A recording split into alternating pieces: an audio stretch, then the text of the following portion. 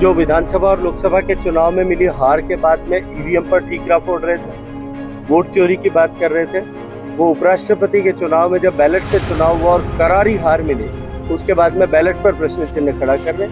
आपको यह प्रश्न ये नहीं होना चाहिए आपका कि बिहार में चुनाव के लिए वो बहानेबाजी कर रहे हैं। मुझे लगता है कि प्रश्न ये होना चाहिए और हम सबको इस बात के लिए विचार करना चाहिए कि बिहार के चुनाव में अवश्यंभावी हार जो उनकी होने वाली है, उसके बाद में वो किसके सिर पर ठीकरा फोड़ने वाले, इस पर हम सबको प्रयास लगाने चाहिए।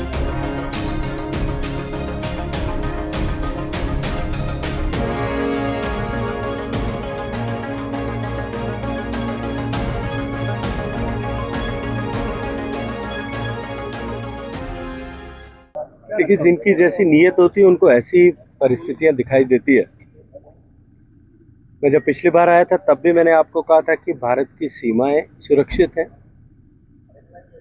और भारत की आंतरिक सुरक्षा विश्व के बेहतरीन देशों के अनुरूप है। भारत के लोगों की लोकतंत्र में बड़ी और गहरी आस्था है और ऐसे लोग जिनको लोकतंत्र के रण में निरंतर नकार दिया गया है, वो अपनी खींच मिटाने के लिए, अपनी झेप मिटाने के लिए इस तरह के अनर्गल वक्तव्य देकर के देश में अस्थिरता और अराजकता का माहौल बना करके अपनी राजनीतिक गोटी सेंकने का, अपनी राजनीतिक महत्वाकांक्षाओं की पूर्ति का प्रयास करते हैं। लेकिन देश की जनता इन सब को देखते हुए भी आने वाले चुनाव में आगे निर्णय करेगी। बिहार में AI generate video Modi ji की और उनकी माता जी का चल रहा है, देखिए, ये दुर्भाग्यपूर्ण है और मुझे लगता है कि इस पर निश्चित रूप से कानून सम्मत कार्रवाई होनी चाहिए।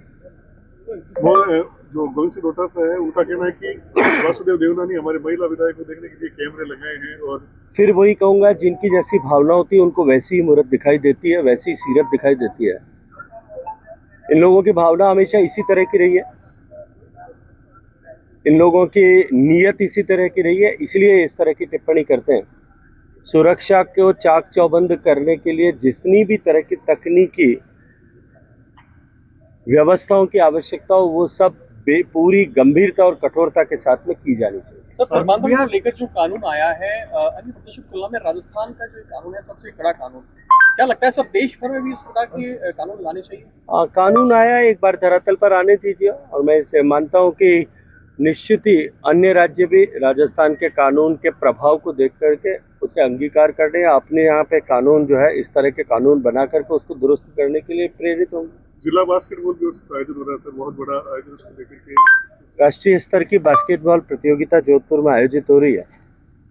देश की टॉप 8 मेंस और वीमेंस की टीमें यहाँ आकर के टूर्नामेंट खेल रही हैं और मैं मानता हूँ कि इसके चलते हुए निश्चित रूप से जोधपुर का बास्केटबॉल नए खेलने वाले खिलाड़ियों को प्रेरणा मिलते हुए स्तर समृद्ध होगा, राजस्थान के खिलाड़ियों का स्तर समृद्ध होगा और आने वाले समय में हमारे स्थानीय खिलाड़ी बेहतर प्रदर्शन इसके चलते हुए कर पाएंगे। सर, बिहार चुनाव होने जा रहा है, उसको लेकर इंडिया गठबंधन कई दावे कर रहा है।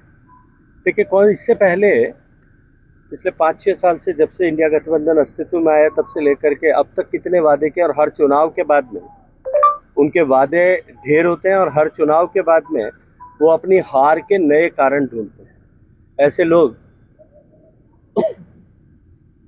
जो विधानसभा और लोकसभा के चुनाव में मिली हार के बाद में ईवीएम पर ठीकरा फोड़ रहे थे, वोट चोरी की बात कर रहे थे, वो उपराष्ट्रपति के चुनाव में जब बैलेट से चुनाव हुआ और करारी हार मिली, उसके बाद में बैलेट पर प्रश्न चिन्ह खड़ा कर रहे।